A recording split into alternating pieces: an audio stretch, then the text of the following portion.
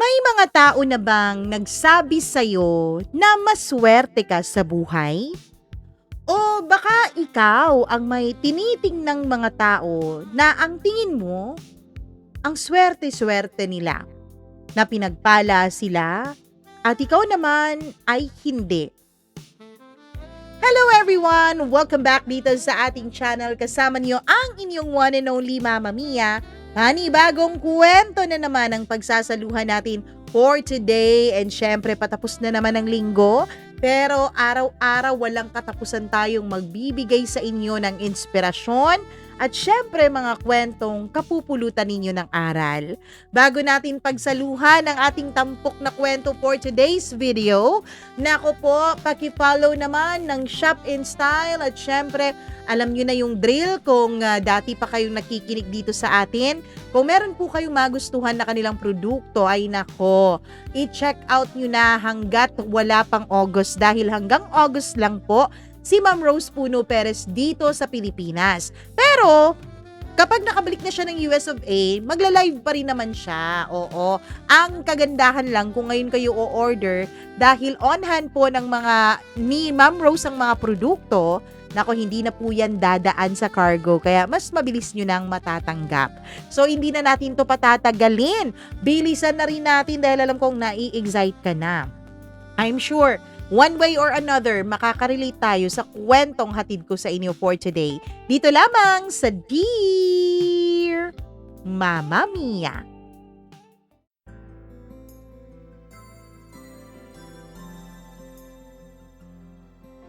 Maraming tao ang hindi tinitignan ang kanilang sariling mga biyaya.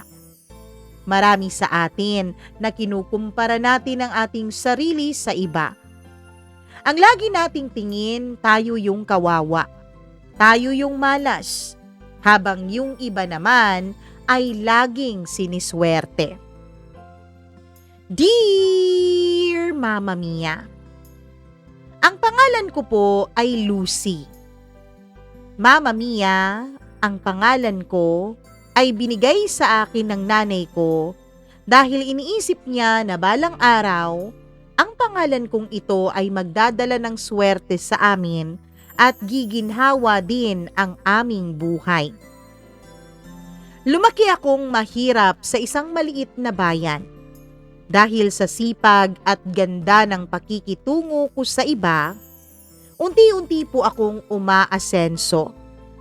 Nakapagpatayo ako ng maliit na negosyo, nakabili ng bahay, sasakyan, at naging inspirasyon ako sa marami. Sa social media, palagi po akong nakangiti. Para sa lahat, ako yung babaeng tinatawag nilang swerte sa buhay. Pero walang nakakaalam na gabi-gabi umiiyak ako. Hindi dahil kulang ang pera, hindi dahil wala akong matitirhang bahay, o wala akong trabaho, o wala akong makain. Kundi dahil habang dumarami ang perang pumapasok sa buhay ko, unti-unti namang nawawala ang mga taong totoong nagmamahal sa akin. Hanggang dumating ang araw na napagtanto kong minsan, ang pinakamalungkot na tao ay hindi naman yung walang-wala, kundi yung nasa kanya na ang lahat, maliban sa kapayapaan. Maswerte ang batang yan. Yan ang paulit-ulit kong naririnig nung bata pa lang ako. Maswerte raw ako dahil nakaligtas ako sa isang komplikadong panganganak.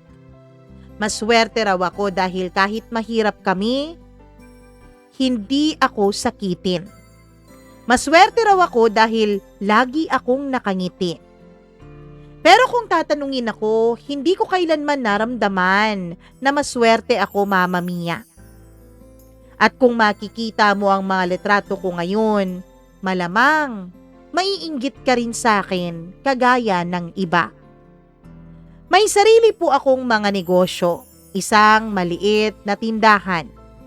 Mga maliliit din na apartment na paupahan. Meron akong sariling sasakyan. Nakakapagbakasyon ako sa iba't ibang panig ng Pilipinas. Nakakabili din ako ng mga gusto ko. Laging maayos ang pananamit ko. Nakakabili ng mga mamahaling bag at mga mamahaling gamit.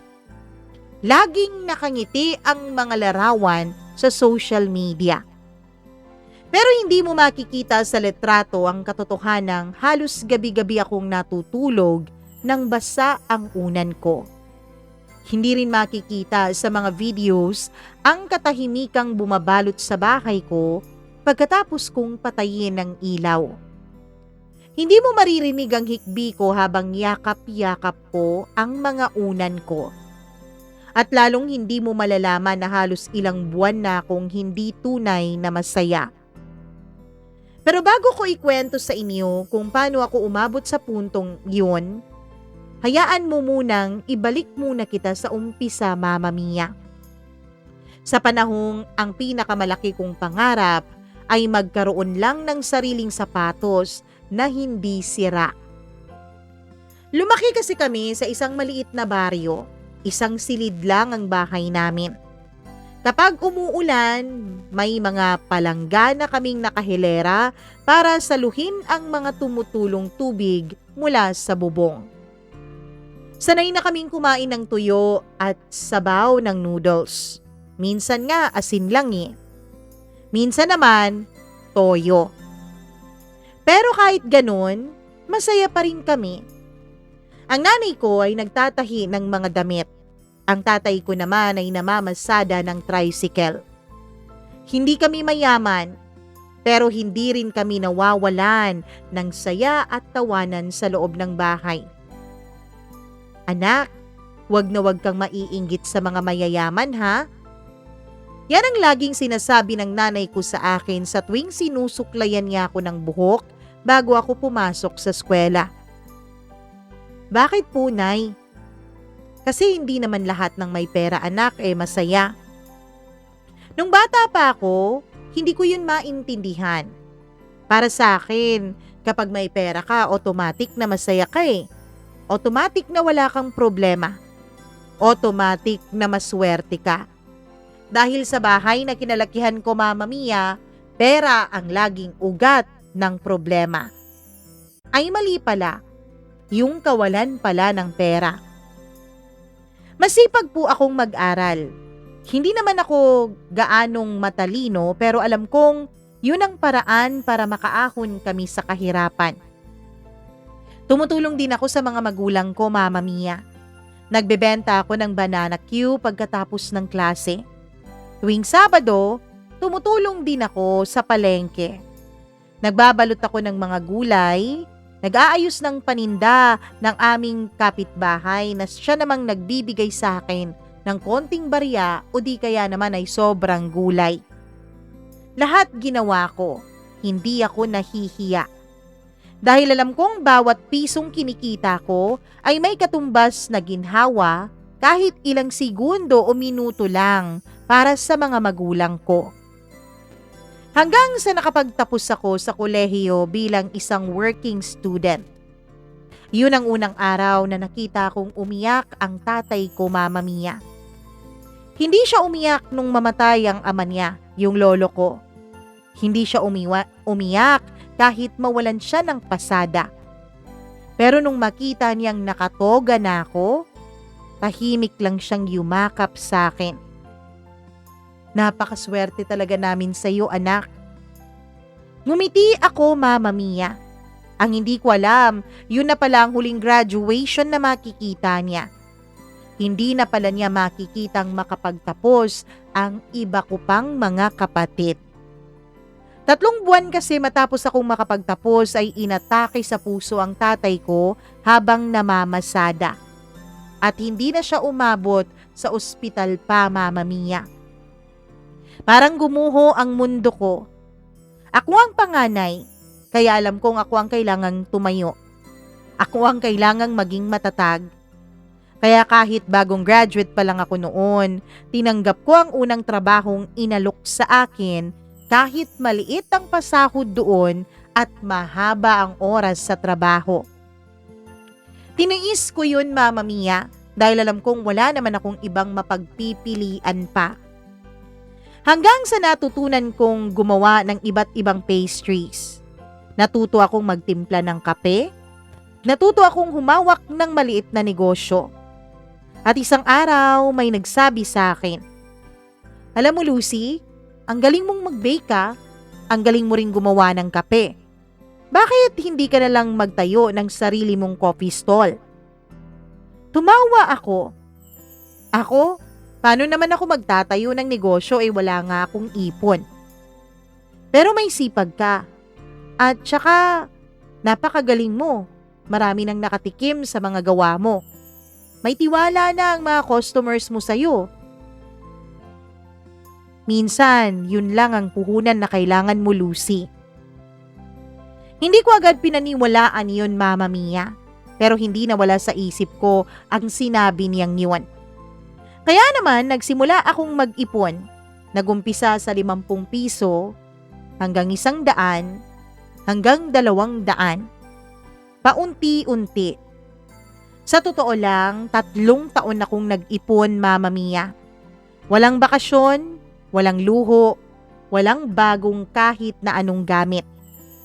Hanggang sa dumating ang araw na nakapagbukas na nga ako ng maliit na coffee stall na kasya lang ang 3 mesa. Nung unang araw, 2 customer lang po ang dumating. Nung ikalawang araw ay 1 lang.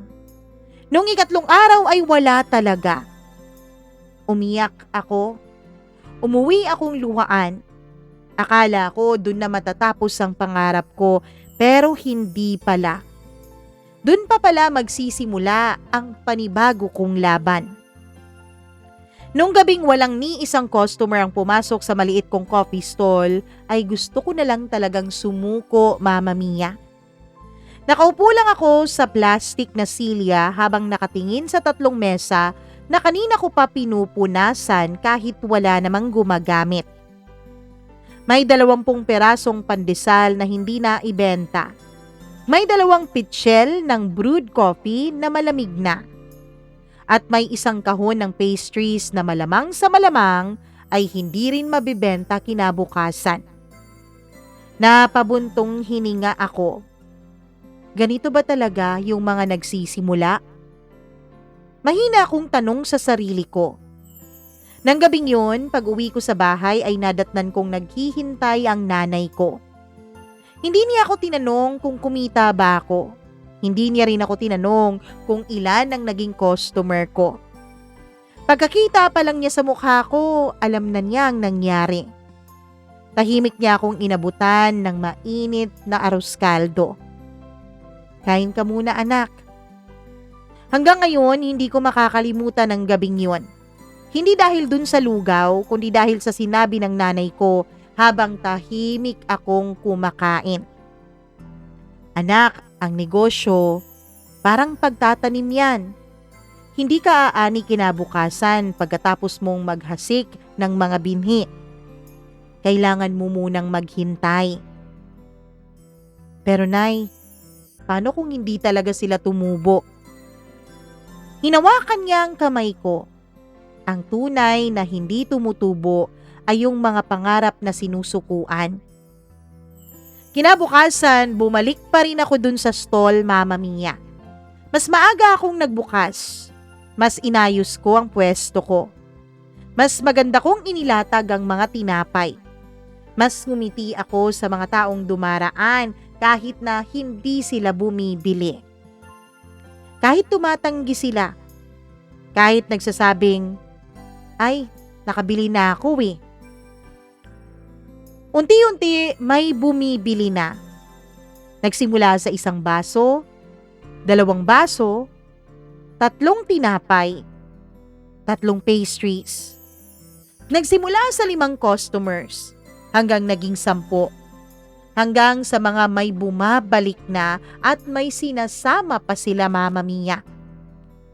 "Miss Lucy, katulad nung in-order ko kahapon." Napapangiti ako. Naaalala pa nila yung in-order nila at naaalala din nila ang pangalan ko. Ibig sabihin, nagustuhan nila ang negosyo ko. Yun ang unang pagkakataong naramdaman kong baka nga may pag-asa ako sa larangang ito. Makalipas ang 1 taon, hindi na kasya ang 3 mesa. Nagdagdag ako ng 5 pa. Pagkaraan ng 6 na buwan, nagrenta ako ng mas malaking pwesto. Pagkaraan ng 2 taon, may 3 na akong empleyado, Mama Mia.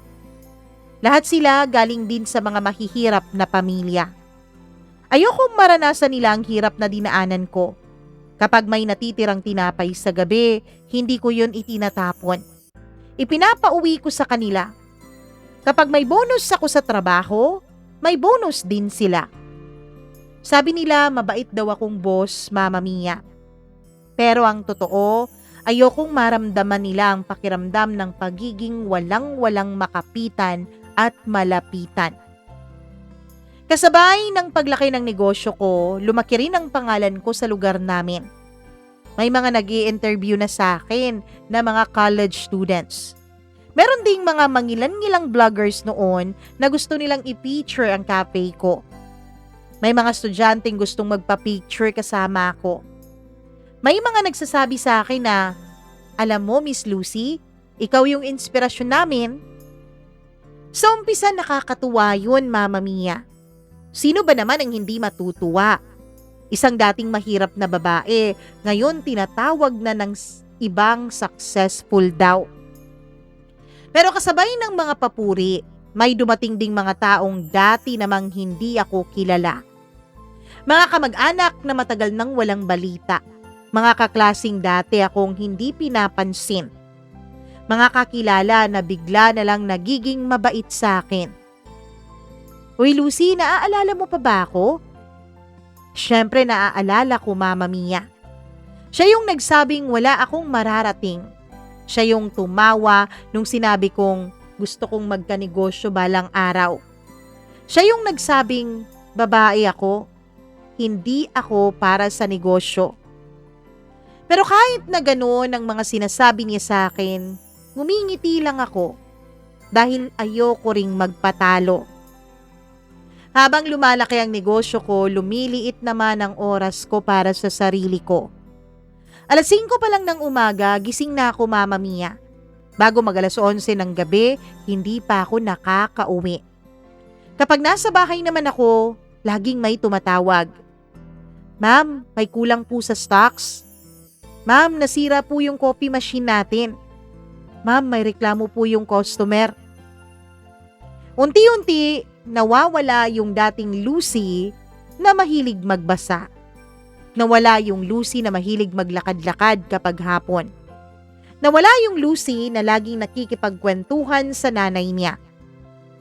Palagi na lang akong pagod. Pero iniisip ko normal lang to. Eto ang kapalit ng tagumpay na inaasam-asam ko. Akala ng iba, Mama Mia, kapag may negosyo ka na, sitting pretty ka na lang sa buhay. Pero hindi po ganun ang katotohanan. Malayong malayo po yun sa totoo. Isang gabi, habang kumakain kami ni nanay, bigla niyang sinabi, "Anak, parang hindi ka na masaya. Dati kahit pagod ka, ang lakas mong tumawa. Ngayon, matipid na ang mga ngiti mo." Hindi ako sumagot kasi tama siya. May malaking pagkakaiba yung nakangiti ka para lang sabihing okay ka kaysa sa nakangiti ka na totoo kang masaya. Pagkatapos naming kumain, dumiretso na ako ng kwarto. Humarap ako sa salamin. Hindi ko alam kung bakit pero parang may ibang tao ngang nakatingin sa akin. Maayos naman ang buhok niya. Magandang pananamit niya. Malinis ang balat niya. May mamahaling relo siyang regalo ng isang supplier. May cellphone siya na dati ay pinapangarap niya lang. Meron siyang maganda at komportableng kwarto. The aircon. At kapag tumingin ka sa bintana, makikita mong may nakaparadang sariling kotse sa kanyang garahe. Lahat ng ipinagdasal ko noon nasa akin na. Pero bakit pakiramdam ko, Mama Mia, tila may kulang pa? Hindi ko masagot kung ano ba ang kulang na yon. Kinabukasan, nag-post ako sa social media. Isang letrato habang nakangiti sa cafe. Ang caption ko, "Thank you Lord. Blessed beyond measure." Sa loob lang ng ilang oras, libu-libong likes na ang nakuha ko. Meron ding halos 100 comments. Sana all. Ang swerte talaga. Goal ko kaya yung buhay mo. Perfect, Miss Lucy.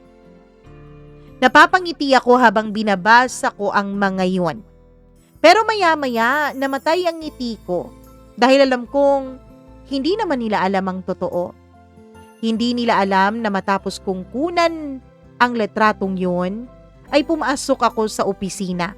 Isinara ang pinto at umiyak at tumulala ng halos kalahating oras. Hindi dahil may malaki akong problema, hindi dahil nalugi ako o may sakit ako. Umiiyak ako, Mama Mia, dahil hindi ko po alam kung bakit ako malungkot. At nakakatakot pala yun.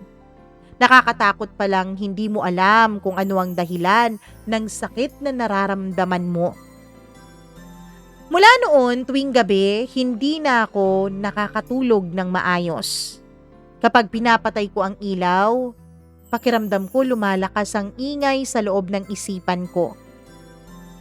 Masaya ka ba talaga? Bakit parang pagod na pagod ka? Hanggang kailan ka ngingiti para sa ibang tao? Naku, napaka-ungrateful mo naman. Marami dyan, pinapangarap lang ang buhay mo. At sa bawat tanong na yon, mas lalo lang akong hindi makahinga, Mama Mia. Isang umaga habang nagtitimpla ako ng kape para sa sarili ko, napansin kong nanginginig ang kamay ko. Hindi naman malamig. Hindi pa naman ako pagod dahil kagigising ko lang. Pero bakit pakiramdam ko, yung nararamdaman ko ay hindi kayang alisin ng tulog. Hindi kayang gamutin ng pera. Parang may nararamdaman akong pagod na unti-unting sumisira sa akin habang ang buong mundo ay naniniwalang ako ang pinakamaswerteng babae sa bayan namin. Hindi ko alam noon na ang tunay na unos sa buhay ko ay hindi pa pala talaga nagsisimula. May nagkapagsabi sa akin noon, hindi pera ang laging lunas sa pagod ng tao. Minsan, tao din ang lunas sa pagod na nararamdaman mo. Hindi ko yun pinaniniwalaan, Mama Mia. Para sa akin, sapat na ang pamilya, sapat na ang negosyo, sapat nang natutupad mo ang pangarap mo. Wala na akong oras noon para sa tinatawag nilang pag-ibig. Hindi na rin ako yung tipo ng babaeng desperadong magkaroon ng nobyo. Kung darating, edi darating. Kung wala, ayos lang naman. Yun ang lagi kong sinasabi sa sarili ko. Pero hindi pala ganun kadali kapag dumating ang isang taong marunong magparamdam na hindi ka na nag-iisa. Isang araw, Mama Mia, dun ko siya unang napansin. Punuan ang cafe sa araw na yun. Halos lahat ng mesa ay okupado. Ako mismo ang tumutulong sa counter dahil nagkasabay-sabay ang mga orders tapos meron pang para sa deliveries. Habang inaabot ko ang sukli ng isang estudyante, may narinig akong isang mahina, ngunit buo at parang paus na boses. "Miss, pwede bang pakidagdagan ng asukal?" Paglingon ko, nakita ko ang isang lalaking nasa bandang 30 anyos na siguro nung mga panahon na yun. Simple lang ang kanyang suot. Kupas na polo, lumang relo, at naka-backpack na halatang ilang taon na niyang ginagamit. Wala siyang dating mayaman, wala siyang dating na maporma. Pero kakaiba ang mga mata niya, Mama Mia. Yung mga mata na parang napakaraming lihim na alam. "Ay, pasensya na po sir. Sige po, sandali po ha." Ngumiti siya. "Salamat." Yun lang. Simpleng usapan ng isang customer at ng isang nagnenegosyo. At matapos niyang uminom ng kape ay umalis din naman siya. Hindi ko na siya inisip pagkatapos doon. Kasi naman, hindi lang naman siyang nag-iisa kong customer. Pero kinabukasan, bumalik siya ulit sa cafe. At susunod na araw, bumalik siya ulit hanggang sa mga sumunod na linggo. Halos araw-araw nandun siya, Mama Mia. Pare-pareho ang inu-order niya. Isang mainit na brewed coffee, isang cheese bread, at laging sa parehong mesa sa tabi ng bintana siya umuupo. Hindi siya maingay, hindi rin siya katulad ng regular kong customers na laging nandun para magtrabaho o gumawa ng kung ano-ano. Ni hindi nga siya gumagamit ng laptop eh. Hindi rin siya nakatutok sa cellphone niya. Minsan, napansin kong nakatingin at nakatulala lang siya sa labas habang umiinom ng kape. Na para bang may hinihintay. Isang gabi habang magsasara na kami, ay nandun pa rin siya. Siya na lang ang natitira naming customer sa araw na yon. Sir, sorry po pero magsasara na po kasi kami. Sabi ko nung makalapit ako sa kanya. Napatingin siya sa kanyang relo. Ay nako, pasensya na ha, hindi ko na malayan yung oras. Tumayo agad siya. Habang inaayos niya ang bag niya ay aksidenteng may nahulog na isang manipis na folder. Tinulungan ko siyang pulutin yon. Napansin kong puno iyon ng mga architectural drawings. Architect po kayo? Napangiti siya. Dati. Napakunot noo ako. Dati? Tumango siya. Ngayon, freelance na lang ako. Hindi ko na siya tinanong, Mama Mia. Alam ko naman bawat tao may kanya-kanyang laban. Hindi kailangang malaman ng iba ang mga laban na yon. At syempre, ayoko namang magmukhang pakialamera masyado.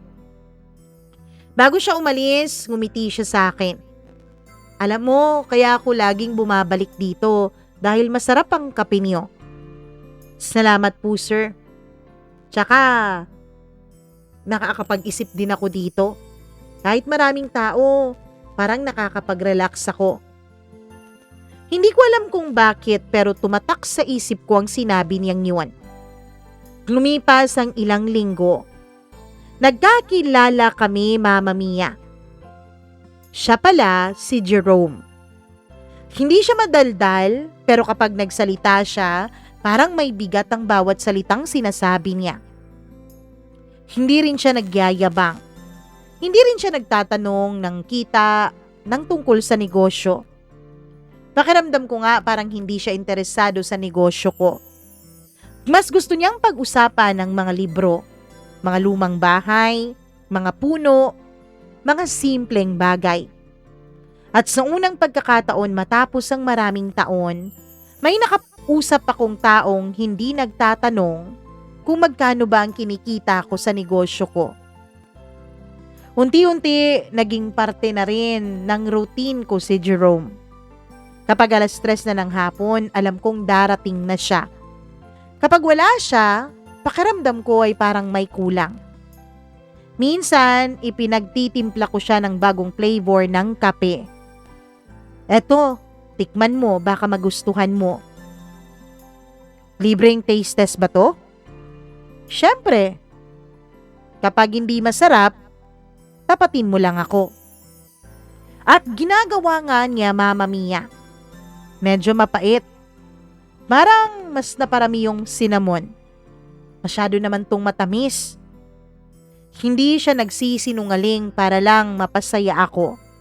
At yun ang nagustuhan ko sa kanya. Honest siyang tao. Isang gabi pagkatapos magsara ng cafe ay niyaya niya akong maglakad-lakad.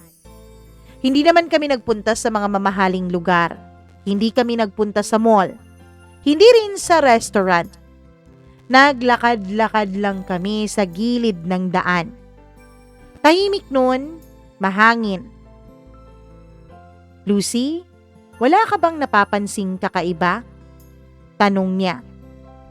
Ano naman? Ngayon lang kita nakitang tumawa ng ganito.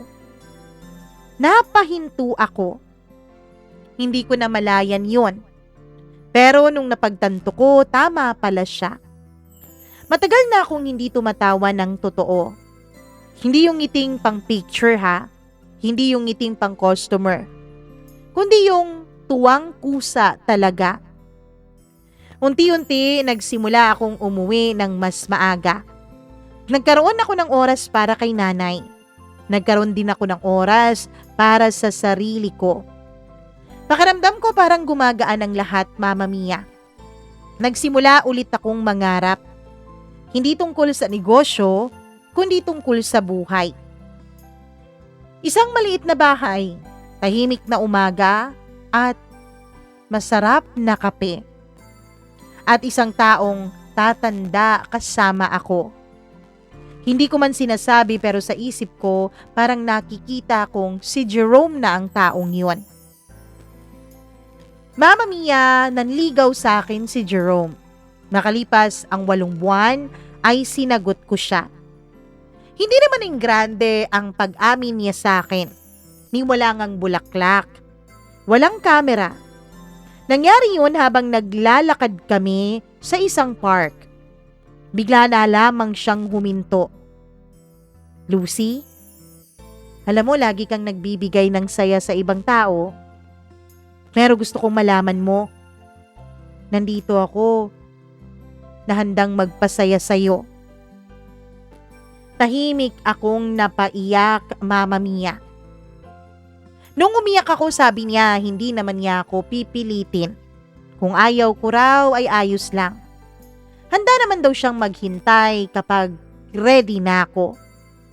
At pagkatapos nga ng halos 8 buwan niyang panliligaw, ay sinagot ko na siya. Masaya ang mga naging unang buwan namin. Napakabait niya kay nanay. Magalang, masipag. Hindi rin kami nag-uusap ng tungkol sa pera. Kapag may libre akong pagkain, nahihiya nga siyang tanggapin kapag binibigay ko sa kanya. Minsan siya pa ang nagdadala ng lutong ulam sa bahay o di kaya'y sa cafe. Alam mo anak, mabuting lalaki ang si Jerome. Parang maalaga. Sabi pa ng nanay ko. Unti-unti naniwala rin akong baka dumating na nga ang kapayapaang matagal ko nang hinahanap. Akala ko talaga natagpuan ko na ang taong magiging tahanan ko. Pero habang lumalalim ang relasyon namin, may mga bagay akong unti-unting napapansin. May mga tawag siyang hindi sinasagot kapag kasama ako. Kapag tinatanong ko siya kung sino yun, humingiti lamang siya at sinasabing trabaho lang. Minsan, Mama Mia, bigla siyang umaalis kapag nag-uusap kami dahil may pupuntahan daw siya. Nawawala siya ng ilang oras. Pagbalik niya, mukha siyang pagod. Kapag tinatanong ko, ang lagi niyang sinasabi, "Huwag ka nang mag-alala, Lucy. Trabaho lang yung inaasikaso ko." At dahil mahal ko siya, nagtiwala ako. Hindi ko siya pinilit. Ang hindi ko alam, Mama Mia, na ang sobrang pagtitiwala pala, minsan nagiging simula ng pinakamalaki mong pagkawasak. Isang araw, Mama Mia, hindi ko alam na ang mga araw na tahimik lang ang buhay ko ay bigla palang may isang pangyayaring darating na babaguhin ang takbo ng buhay ko. Martes yun, bandang 10:00 na ng umaga. Marami ng tao sa cafe noon, Mama Mia. May mga estudyanteng gumagawa ng assignment. May mga empleyadong nakatutok sa kani-kanilang mga laptops. May ilang senior citizen na nagkukwentuhan habang nagkakape. Katulad ng dati, umiikot ako sa mga mesa para kumustahin ang mga customer at kumustahin din ang tingin nila sa produkto namin. Lalong-lalo na yung mga bagong pasok pa lang sa cafe. Yung mga bagong mukha. Gusto ko kasi talaga, Mama Mia, nakakatanggap ng feedback mula sa kanila. Maganda man yun o hindi, para na rin sa improvement ng negosyo. Masaya ang takbo ng negosyo ko. Habang papunta ako sa customer ay bumukas ang pinto ng cafe. Pumasok ang isang babaeng hindi pamilyar sa akin. Siguro nasa 30s na rin siya, Mama Mia. Simple lang ang suot niya. Nakaputing blouse at nakamaong. Wala siyang suot na makapal na makeup. Pero halata sa mukha niyang hindi siya mapakali. Paulit-ulit niyang iniikot ang tingin niya sa buong cafe na para bang may hinahanap. Lumapit siya sa counter. Nung papalabas na sana ako sa area na yun para pumunta sa mga tables. Ikaw ba si Lucy? Ngumiti ako. Yes ma'am, ako po. Ano pong may paglilingkod ko sa inyo? Napabuntong hininga siya. Pwede ba kitang makausap? May kakaiba sa boses niya, Mama Mia. Pakiramdam ko, parang pagod na pagod siya. Sinabi ko sa manager ko na siya na muna ang bahala sa tindahan. Inaya ko yung babae sa maliit kong opisina sa likod ng cafe. Pagpasok pa lang namin ay isinara ko ang pinto. Ano po ba ang may paglilingkod ko sa inyo, ma'am? Hindi siya agad nagsalita. Tinitigan lamang niya ako. Tapos, bigla siyang napaluha. Bigla akong kinabahan, Mama Mia. Baka may nangyari. Baka isa siya sa mga customers namin sa deliveries. Baka may nagawang masama ang isa kong empleyado o kung ano paman. Pasensya ka na. Mahina niyang sabi habang pinupunasan ng mga luha niya. Ang totoo, hindi ko alam kung paano sisimulan to. Tahimik lang akong nakatingin sa kanya. Ilang segundo ang lumipas bago siya muling bumukas ng kanyang bibig. Kilala mo si Jerome? Para akong binuhusan ng malamig na tubig noon. Yes po. Saan mo siya nakilala? Dito. Regular customer kasi namin dati siya eh. Tumango siya. Tapos dahan-dahan niyang inilabas ang cellphone niya. May binuksan siyang album sa kanyang gallery at inabot niya yun sa akin. Nung una, hindi ko maintindihan ang tinitingnan ko. Hanggang sa lumabas ang isang litrato. Si Jerome, nakangiti. Katabi ang babaeng kaharap ko ngayon. Magkahawak sila ng kamay. Yung sumunod na larawan, magkayakap naman sila. Yung sumunod, magkaakbay habang nasa beach. Mama Mia, napansin kong may suot na singsing yung babae. Parang humigpit noon ang dibdib ko at hindi ako halos makahinga. Sino ka po? Mahina kong tanong. Huminga siya ng malalim. Asawa ko ni Jerome. Parang tumigil ang mundo ko, Mama Mia. Hindi ako agad nakapagsalita. Hindi ako makagalaw. Hindi ako makahinga. Asawa? Hindi pwede. Hindi totoo yun. Sabi ni Jerome sa akin, wala siyang asawa. Sabi niya sa akin, matagal na siyang single. Sabi niya sa akin, ako lang ang babae sa buhay niya. Kaya hindi to pwede. Nagsisinungaling ka, sabi ko. Hindi siya nakipagtalo. Sa halip, Mama Mia, ay may kinuha siyang envelope sa kanyang bag. Binigay niya yun sa akin.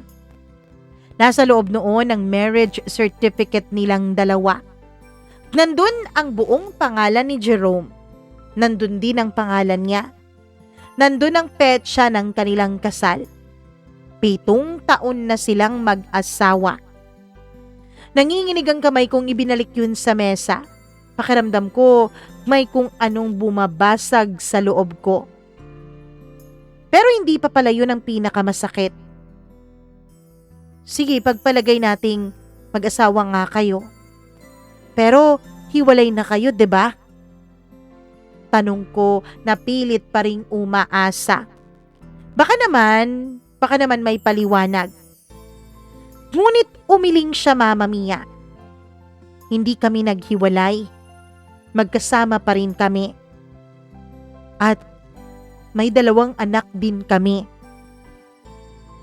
Parang may sumabog sa utak ko.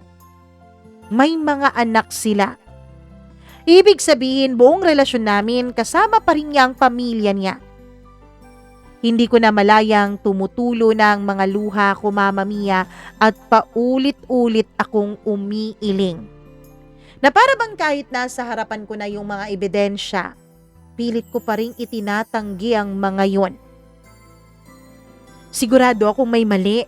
Hindi gagawin to ni Jerome sa akin, sabi ko. Tahimik lang siyang umiiyak.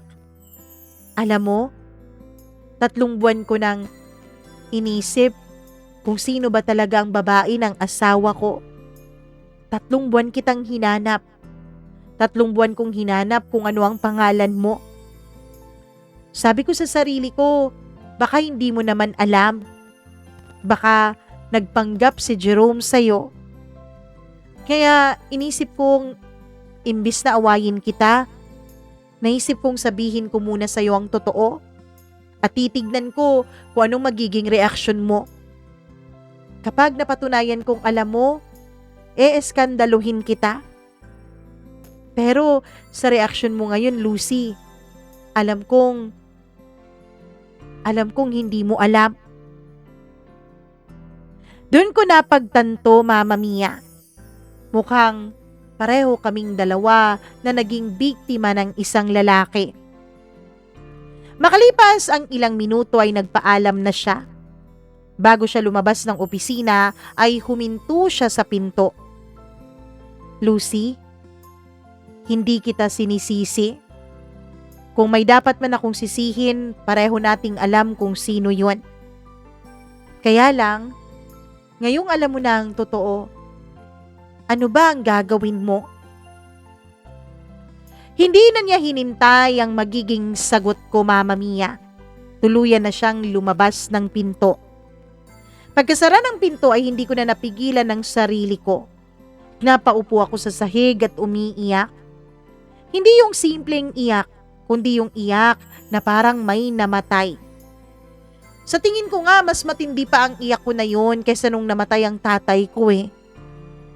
Dahil sa totoo lang, pakiramdam ko, may namatay nga. Yung mga pangarap ko na magkaroon ng taong magiging katuwang ko habang buhay. Namatay din yung tiwala ko. Namatay yung babaeng naniwalang sa wakas ay may tao na rin siyang mapagkakatiwalaan. Kinagabihan, hindi na ako naghintay. Tinawagan ko na si Jerome. Tinanong ko sa kanya kung pwede ba kaming magkita ng gabing yun. Agad siyang pumayag. Nagkita kami sa parke, Mama Mia.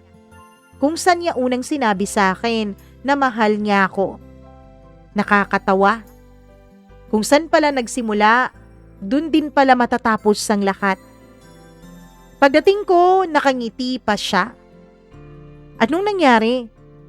Bakit parang hindi ko na siya pinatapos? Inabot ko na sa kanya yung marriage certificate na binigay sa akin ng asawa niya. Opo, Mama Mia. Hindi dinala nung babae yung marriage certificate. Sabi niya, gamitin ko raw yun sa paraang gusto ko. Nanlaki ang mga mata ni Jerome. Namutla siya. Hindi siya nagsalita. Mama Mia, hindi ko akalain na mangyayari sa akin ang mga bagay na dati ay nakikita lamang sa mga pelikula. Yung mga nakikita namin sa teleserye na siyang ikinagagalit ng nanay ko. Na siyang ikinagagalit ko din. Hindi ko akalain na mangyayari pala sa sarili kong buhay. Hindi ko akalain na magaganap pala ito sa akin, Mama Mia. Putlang-putla ang mukha ni Jerome. Hindi siya tumanggi. Yumuko lamang siya. At sa katahimikang yun ay nakuha ko ang sagot na ayaw ko sanang marinig. Totoo. Totoo lahat ng sinabi nung babae sa akin. Hindi siya nang-eembento. Hindi siya naninira ng relasyon. Bakit? Yun lang ang naitanong ko. Matagal siyang hindi nagsalita. Natakot ako, Lucy. Natakot saan? Na baka kapag sinabi ko ang totoo, iiwan mo ako. Natawa ako. Ano ba talaga dapat kong gawin? Siyempre, iiwan kita. Lucy, pasensya ka na. Sinungaling ka? Pinagsinungalingan mo ako araw-araw sa loob ng ilang buwan nating relasyon. Hindi ko alam kung paano niya nagawang tignan ako sa mga mata habang nagsisinungaling siya sa akin noon, Mama Mia. Kung paano niya nagawang sabihin na mahal niya ako habang may pamilya pala siyang naghihintay sa kanya sa bahay. Kung paano niya nagawang mangarap kasama ako habang may asawa na pala siya. Kung paano niya nagawang yakapin at halikan ako. Tapos pag uwi niya sa gabi, may hinahalikan din pala siyang ibang babae. Huminga ako ng malalim. May parte sa akin na gustong isigaw ang lahat ng nararamdaman ko. May parte sa akin na gusto siyang sampalin. May parte sa akin na gustong magtanong pa pero sa huli, isa lang ang sinabi ko. Umalis ka na sa buhay ko, Jerome. Lucy, huwag mo nang sirain pang natitira sa akin. Hindi na siya nagsalita pagkatapos kong sabihin ang bagay na yon. Unti-unti siyang tumalikod. At sa bawat hakbang niya papalayo, pakiramdam ko unti-unti ring nawawala ang huling natitirang lakas ng mga tuhod ko. Pag-uwi ko ng bahay, nadatnan kong naghihintay si nanay. Hindi na niya ako tinanong. Niyakap na lang niya ako. At doon, sa mga bisig ng taong kailanman ay hindi nagsinungaling sa akin, ay tuluyan akong bumagsak. Mama Mia, hindi ko akalain na ganito pala kasakit at kapait kapag pinagsinungalingan at niloko ka ng taong minamahal at pinagkakatiwalaan mo. Kinabukasan, pumasok pa rin ako sa cafe. Ganyan kapag may sarili kang negosyo. Hindi ka pwedeng maglugmok. Hindi ka pwedeng umiyak dahil hindi lang naman ikaw ang maaapektuhan kundi marami ang madadamay. Mga empleyado mo, pati na pamilya nila. Nagbukas ako ng ilaw, nag-on ng coffee machine, nagayos ng mga tinapay. Ngumiti pa rin ako sa mga customers. Kung titignan mo ako mula sa labas, iisipin mong wala lang, parang normal lang ang lahat. Pero sa bawat pagkakataong bumubukas ang pinto ng cafe ay napapatingin ako. Nakakahiyaman pong aminin pero umaasa ako, Mama Mia. Napapasok siya sa pintong yun. Nasasabihin niya ang lahat ay mali. Isang hindi pagkakaintindihan lang. Na may paliwanag pala ang lahat. Pero wala. Hindi na siya muling bumalik pa. At alam kong yun naman talaga ang dapat. Pagdating ng gabi, doon nagsimula ang tunay kong laban. Tahimik ang bahay. Tahimik ang buong paligid. Pero ang isip ko ayaw tumahimik. Paulit-ulit akong tinatanong. May mali ba sa akin? Hindi ba ako sapat? Kung mahal niya talaga ako, bakit niya ako niloko? Masakit palang lokohin, Mama Mia. Pero mas masakit kapag sinimulan mo ng sisihin ang sarili mo sa kasalanang hindi naman talaga ikaw ang may gawa. Unti-unti napansin ng nanay ko ang pagbabago sa akin. Hindi na ako halos kumakain. Mabilis na rin akong mapagod. Madalas na lang akong nakatulala. Minsan habang nanonood kami ng telebisyon, bigla na lang akong napapaiyak kahit hindi naman nakakaiyak yung palabas. Hindi naman malungkot yung eksena. Pero para bang naghahanap lang ng dahilan ng puso kong sumabog. Isang gabi habang nasa balkonahe ako ay umupo si nanay sa tabi ko. Anak, hanggang kailan mo ba paparusahan yung sarili mo? Hindi ko naman po pinaparusahan ang sarili ko, Nay. Hindi nga ba? Tignan mo nga ang sarili mo, oh. Dati naman, ikaw laging nagsasabi sa akin na huwag magpapalipas ng gutom. Ngayon, kailangan pa kitang pilitin para kumain. Dati, kahit maliit na bagay, nahahanapan mo ng kasiyahan. Napakabilis mong tumawa kahit sa mga mabababaw na biro.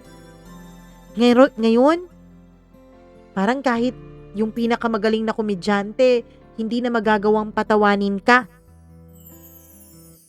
Hindi ako nakasagot, Mama Mia, kasi tama siya. Pakiramdam ko, hindi lang si Jerome at yung relasyon namin ang nawala sa akin. Pakiramdam ko, pati sarili ko ay nawala din. Lumipas ang 2 buwan. Isang umaga, habang nagbubukas ako ng cafe, ay may pumasok na isang matandang lalaki. Regular customer namin siya. Halos araw-araw siyang umiinom ng cafe Americano. Tahimik lang siya noon. Pero bago siya umalis, huminto muna siya sa harap ng counter. Lucy. Yes, sir? Alam mo, ilang linggo na kitang pinagmamasdan. Bakit po? Alam mo, may kakaiba sa'yo. Humingiti ang bibig mo, pero hindi naman umaabot sa mga mata mo. Parang may tumusok sa dibdib ko noon, Mama Mia. Hindi ko alam kung paano niya yun napansin. Dahil kahit ang sarili ko, pilit kong tinatago ang nararamdaman ko. Pagkatapos noon ay sinabi niya ang isa pang pangungusap na alam kong habang buhay kong dadalhin. Yung lalaki ba na regular customer din dito yung dahilan? Alam mo, hindi kasalanan ng puso mong magmahal ng totoo. Ang may kasalanan, yung taong nanakit sa'yo. Hindi na niya hinintay pa ang sagot ko dun sa kanyang sinabi. Lumabas na siya. Ako naman napatayo lang sa may counter. Paulit-ulit na umuugong sa isipan ko ang sinabi niya. Sa unang pagkakataon, matapos ang napakaraming gabi ng pag-iyak ko, parang may maliit na bahagi ng puso kong nagsimulang huminga. Baka nga, hindi ko naman talaga kasalanan. Makalipas ang ilang linggo, nagpasya akong magpahinga. Hindi para magbakasyon kundi para balikan ang sarili kong matagal ko nang napabayaan. Nagbawas ako ng oras sa cafe.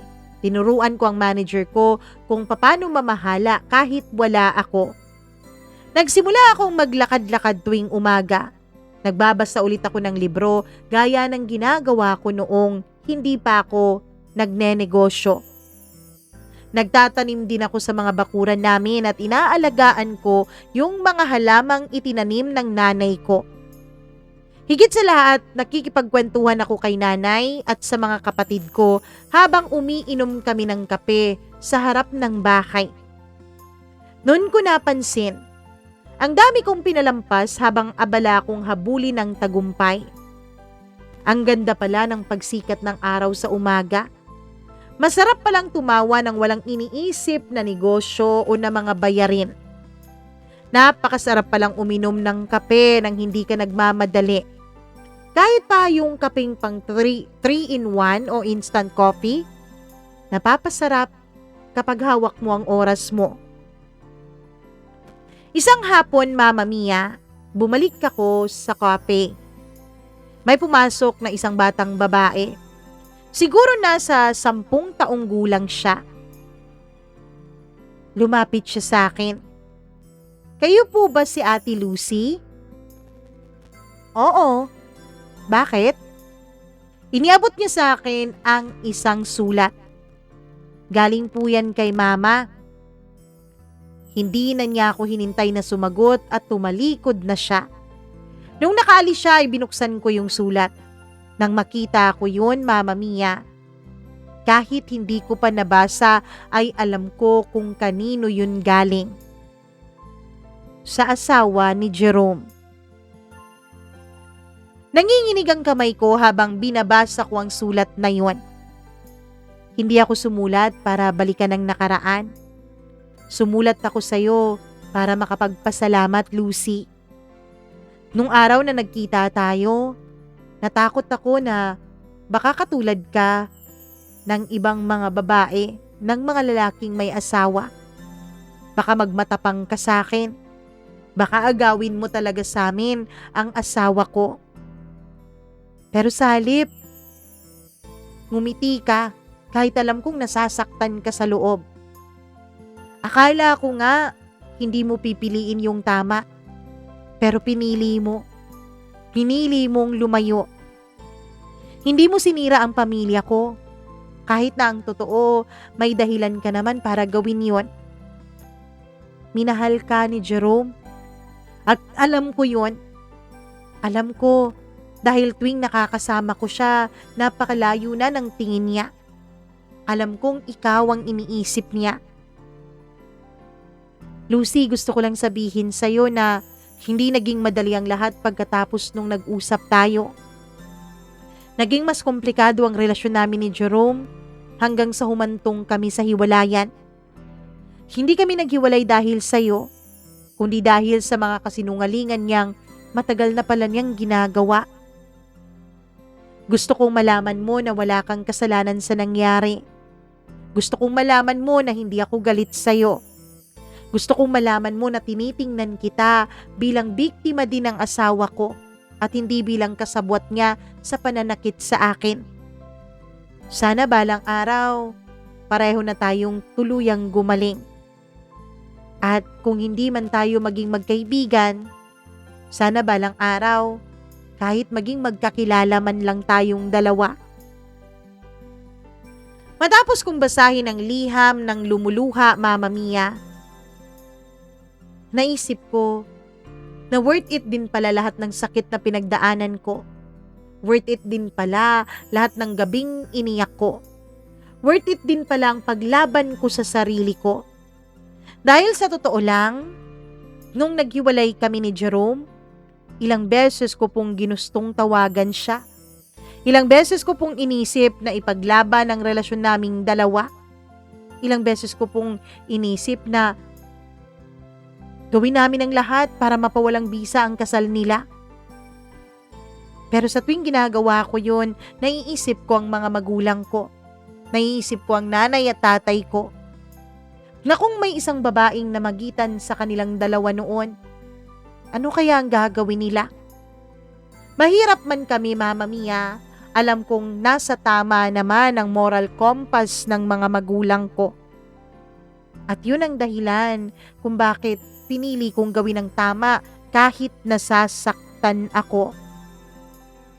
Nang gabing yun, sa unang pagkakataon hindi ako umiyak.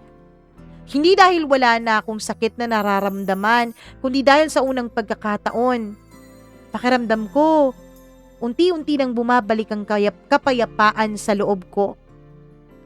Bago ako natulog ay tumingin muna ako sa salamin. Napangiti ako, Mama Mia. Hindi yung ngiti na para sa litrato, para sa picture taking. Hindi yung ngiti na para sa mga customers o para sa post sa Facebook. Kundi yung ngiti na para sa sarili kong halos 1 taon ko ring kinalimutan.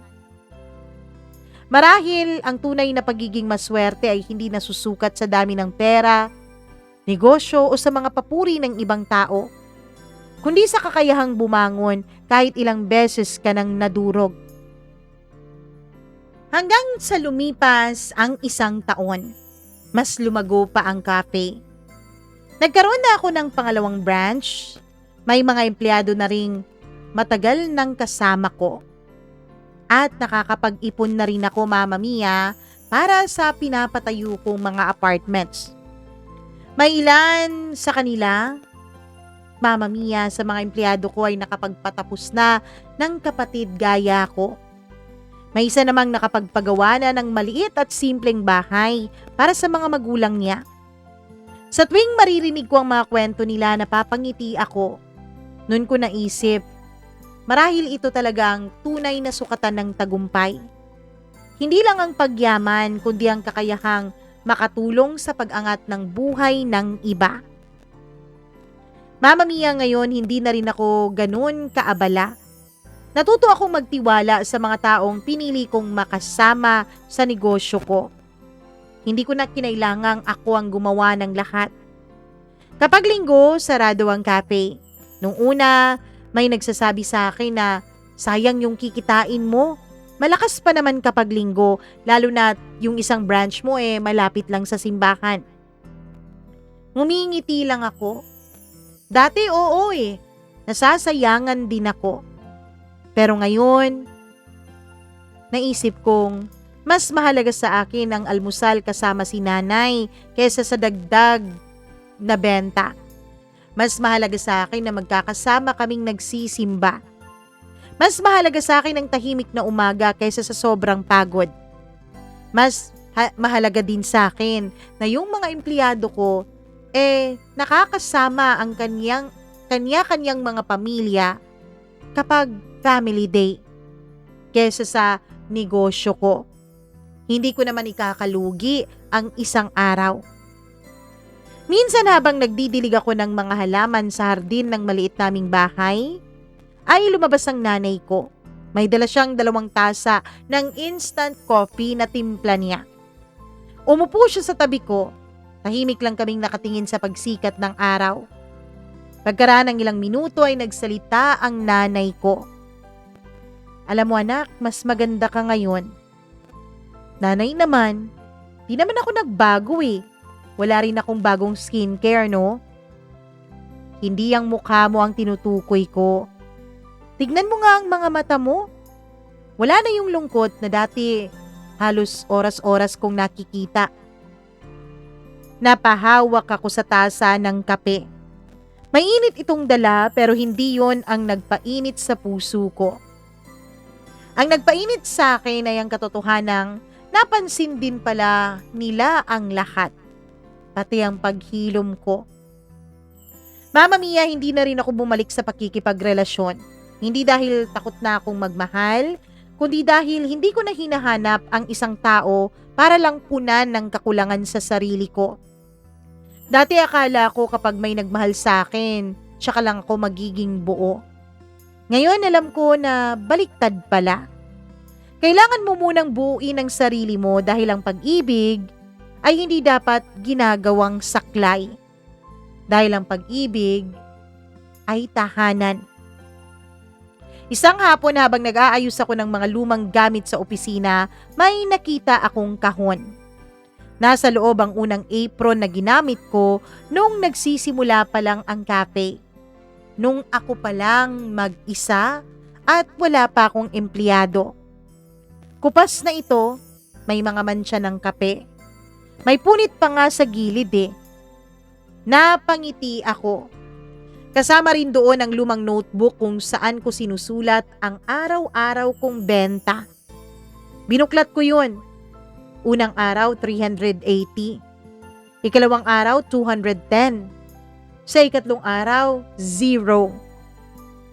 Hindi ko na malayang napaluha na pala ako. Pero kakaiba ang mga luha na yon. Hindi na sila luha ng sakit, kundi luha na ng pasasalamat. Kung sumuko ako nung ikatlong araw, hindi ko mararating ang buhay na meron ako ngayon. Kung pinili kong magalit habang buhay dahil sa pagtataksil, marahil nakakulong pa rin ako sa sakit ng nakaraan. Kung patuloy kong ipinilit ang mga taong hindi naman para sa akin, baka minalas na ako ngayon. Baka hindi ako masaya ngayon. Kinagabihan bago ako matulog, nagbukas ako ng social media ko. May lumabas na memory sa feed ko. Larawan ko yun ilang taon na ang nakalipas. Nakangiti ako sa harap ng cafe at ang caption ko noon ay, "Blessed beyond measure. Thank you, Lord." Matagal kong tinignan yun.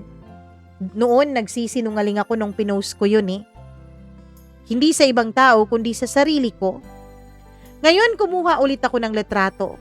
Hindi ako nakaayos. Nakatali lang ang buhok ko sa messy bun. May hawak akong tasa ng kape. Nasa tabi ko rin ang nanay kong nakangiti. Wala kaming mamahaling sasakyan sa likod noon. Wala rin yung engranding tanawin. Simpleng umaga lang sa harap ng bahay. At ang isinulat kong caption ay, hindi pala sukatan ng pagiging maswerte ang pagkakaroon ng lahat. Maswerte ka kapag nakakatulog ka ng payapa sa gabi. Kapag may mga taong tunay na nagmamahal sa'yo, at kapag kaya mong ngumiti kahit alam mong marami kang pinagdadaanan. Pinindot ko yung post, pagkatapos ay sinara ko yung cellphone. Hindi ko na hinintay kung ilan ang mga maglalike. Hindi ko na hinintay kung may magko-comment. Dahil sa wakas pakiramdam ko, hindi ko kailangang patunayan sa ibang tao ang tagumpay ko. Bago ako matulog, naalala ko ang tanong na matagal kong hindi masagot. Kung wala namang kulang sa buhay ko, bakit ako malungkot? Ngayon alam ko na ang sagot. Malungkot ako noon dahil pinuno ko ang buhay ko sa pag-iisip na kailangan kong maabot ang lahat ng pangarap ko.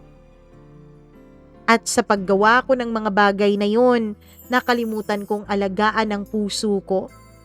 Inuna ko ang tingin ng ibang tao sa akin bago ang tunay kong nararamdaman sa sarili ko.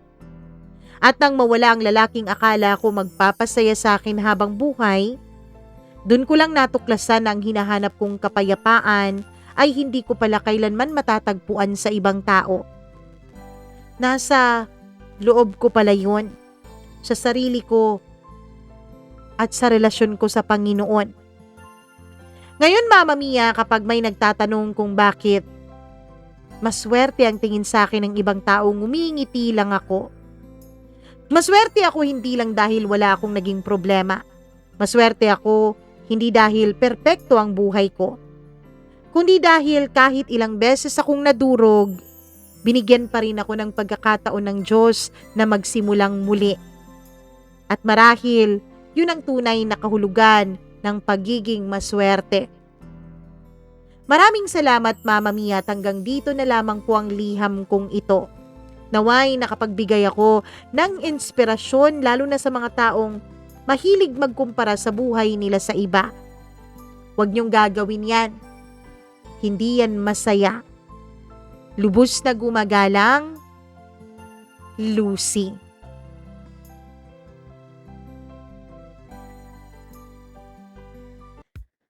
Nako, ang ganda naman ng story ni Lucy. Totoo, no? Huwag mong ikumpara ang buhay mo sa iba dahil habang ginagawa mo yon, sinisira mo ang sarili mong buhay. Sa totoo lang, kapag nakatingin ka sa biyaya ng iba, nakakaligtaan mo ang mga biyayang ibinibigay sa'yo. Lagi mong tatandaan, iba-iba tayo, kaya iba-iba din ang mga biyayang binibigay sa atin.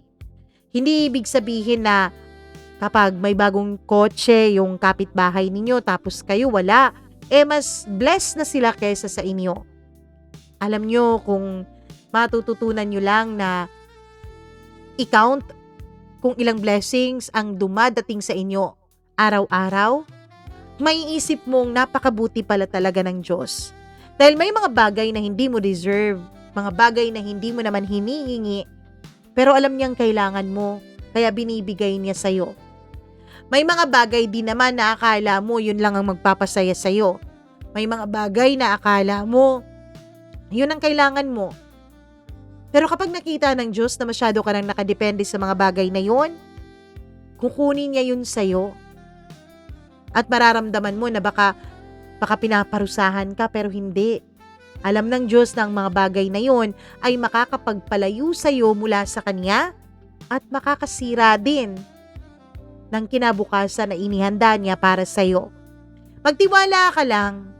Magpasalamat ka sa lahat ng unos, sa lahat ng mga tagumpay, sa lahat ng mga saya, at sa lahat ng mga lungkot na dumarating sa buhay mo. Lahat ng yan may dahilan. Maniwala ka sa akin. I've been there, done that.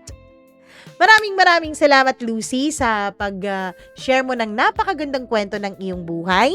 Sa mga nanonood at nakikinig ngayon, kung nagustuhan nyo ang kwentong ito, alam nyo na, dapat i-like at i-share mo na yan. At syempre, huwag mo ring kalimutan na mag-subscribe dito sa channel natin. Kung hindi ka pa subscriber, okay? At kung subscriber ka na, pwede bang pakipindot ng join button dyan? Yung button na dati ang nakalagay ay subscribe. I-click mo yan, tapos tignan mo kung gusto mong magpa-member. Kung gusto mo lang naman. Kung ayaw mo, ayos lang din naman. Sapat na rin naman sa akin na lagi kang nandyan, nakikinig, at hindi din nagsiskip ng ads paminsan-minsan. Anyways, maraming salamat sa ating mga members na laging nandito para sa atin. Mga members na hindi nang iiwan sa ere, maraming thank you sa inyo. Speaking of, hello ako kay Freaky na mahigit 1 taon na nating member. Syempre kasama niya dyan si Mila Raduban at syempre si Gail Easy at si Gimaras Girl. Thank you very much. Sa mga mag-iisang taon na rin, malapit na, si Maureen Tugab, thank you. Maria Elena Abe, hello din ako kay Smackdax, kay Benson Boyser, kay Colin Bueno, kay Rico Sedanco, kay Rose Arevalo, Miriam Gutierrez, Christina Aure, Abdullah Wahab, Alpa Garcia, Ernesto Boys, Rosel Macdolor, hello ako kay Pepe Macaranas, at hello, welcome sa pinakabago nating member na si Kimber Dudes Balyador. Hi, Kimber Dudes Balyador. Maraming salamat sa pagpapamember mo. As in, habang nire-record ko ito, now pa lang siya nagpa-member. Ano araw ba ngayon? July 1. Yes, July 1 na record to. Masyadong advance dahil sa mga susunod na araw, magiging busy po ang inyong Mama Mia. Kaya in advance na natin para wag tayong mag-replay dahil baka magalit kayo sa akin eh. 'Di ba? Pipilitin natin na wag mag-replay talaga. Ganon tayo dito. Charot. Hello din ako sa ating mga suki na laging nakikinig sa atin, na hindi nang iiwan, hindi nagsiskip ng ads at araw-araw na nakaabang sa ating bagong uploads. Hay ako kay Elizabeth Lagunday, Gretchen talaga kasi CHIN man. Gretchen Gaurana, maraming salamat Gretch. Viva OFW, Marge Gold, Ernesto Lapas, Pasensya, Charlene Baclohan, Sabel Bisorio, maraming salamat.